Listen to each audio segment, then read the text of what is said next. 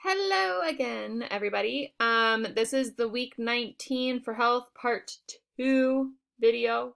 So you should be watching this on Thursday or Friday, one of the 2 days, if you're at home. If you are a Thursday, Friday hybrid kid, then obviously we'll tackle this while we are in the building together. Otherwise, if you are not in the building, this is your part 2 video for the week. So just a reminder that part 1 was stuff that you should have completed on either Monday or Tuesday or maybe Wednesday if you needed the extra time. And that you did have an assignment that I provided to you that will be due this Sunday. Don't forget. But otherwise, this is the part 2 video.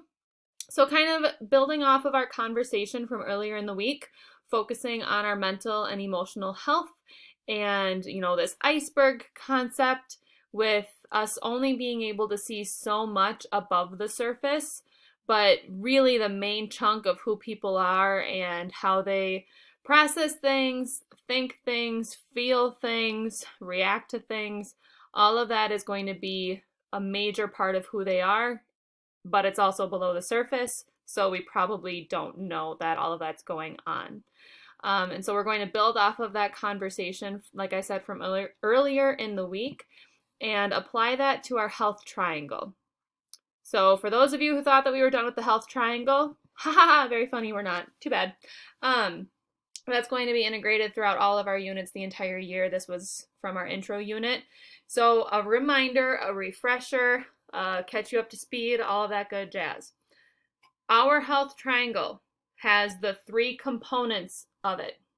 So component 1 is going to be our physical health. Component 2 is going to be our mental and emotional health.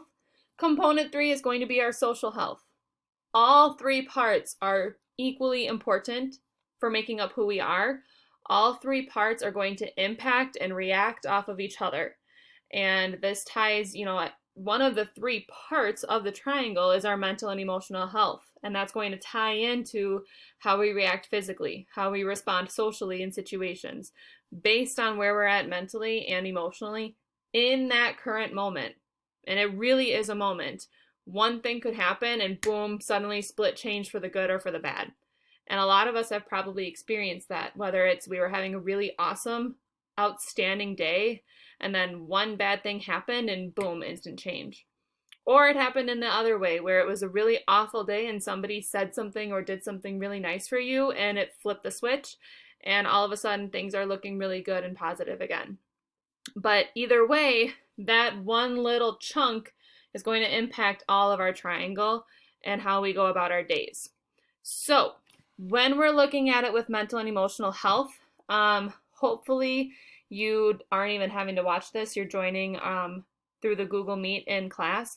But what you're going to see is that students are, thinking of different ways that the health triangle is related to this whole iceberg concept of, okay, somebody's physical part of the triangle. What could be some physical things if they're having a bad mental health?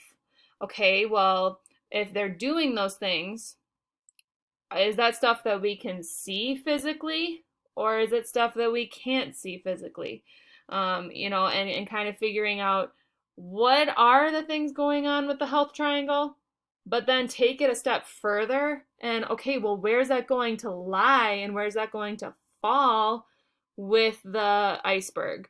Is it going to end up being above the surface, or is it going to end up being below the surface? And then what does that mean? So that's kind of the overarching theme for this part two, that's kind of weird to say, of this week, and where our discussions are going to lead in the classroom. So if I move over and I look at Schoology, oh, come on. Can I click on the box?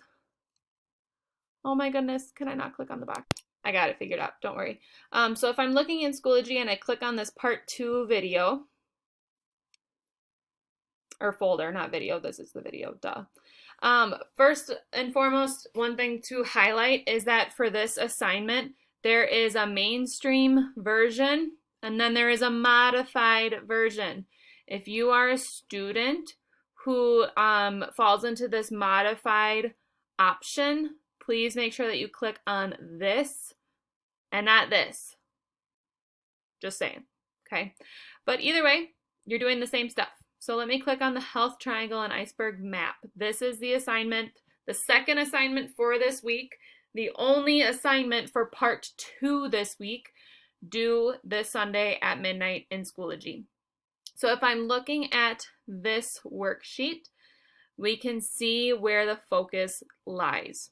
So the directions are here up top, and then we have this huge picture part in the middle, and then we have all of these different colorful boxes at the bottom, followed by a question. Okay, so I'm going to kind of break it down here because it is something that takes multiple steps, and it is something that is going to take time and thought and energy. Imagine that. We're in school, but yeah, it will require all of those things. So you will think of different ways that people's health triangles are impacted when they have poor mental health. So they're not doing so hot. Okay, their life is not perfect. Directions. Step 1. So this is the first step. You're going to write the physical, social, and mental/emotional things that happen when someone has bad mental health. So step 1 is right here with all of the colorful boxes. You're going to write down different examples of what might happen physically to somebody who has a bad mental health state. Then you're going to focus on social things that can happen, and then mental and emotional things that can happen when someone's in a bad mental state. Okay, so you got 5 here, 5 here, 5 here for a total of 15. Then step 2, place these factors above the water if it can be seen by other people. Place them below the water if it cannot be seen by others. So right now, if you're like, wait, what? Listen up. You're going to take your examples down here, these colorful boxes, and you are going to move them onto this picture. Where you move them will depend on if people can see it and it's above the water, or if people cannot see it and it's below the water here. And that's up for you to determine based on your common knowledge and common sense. So what I did here, these 3 boxes, these were just like my little examples to get you focused in the right direction. So physical is the green box. So if somebody's in a poor mental state, I thought of crying. You know, they might be crying. And if somebody's crying, that's clearly something that other people can see, so it's going to be placed above the water. Social is the yellow boxes. So I put that they might be socially withdrawn. Now what that means is that they're kind of isolating themselves from others. They're not really engaging in with whatever is going on. They're more reserved, they're more quiet, they're kind of in their own space socially. Well, if somebody's kind of not really involved in what's going on and they're kind of, you know, hovering away from what's going on, others can see that happening. They can see that they're not involved anymore. That's going to go above the surface. And then lastly, mental and emotional, the pink box is here. So one of my examples was that they might be feeling lonely if they have a bad mental health state. Well, if somebody's feeling lonely, other people may not really see that that's going on. They might still be outgoing, but in the inside, they're feeling really lonely right now.